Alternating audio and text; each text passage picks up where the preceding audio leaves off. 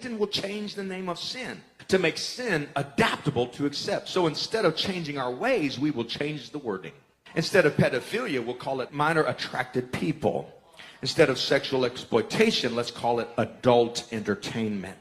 Instead of sex cults where we bump and grind, we'll just call them music clubs. Instead of cults, we'll call them clubs. Instead of adultery, we'll call it swinging and open marriages. Instead of mental illness, let's call it gender dysphoria. Instead of gender mutilation, let's call it gender transitioning.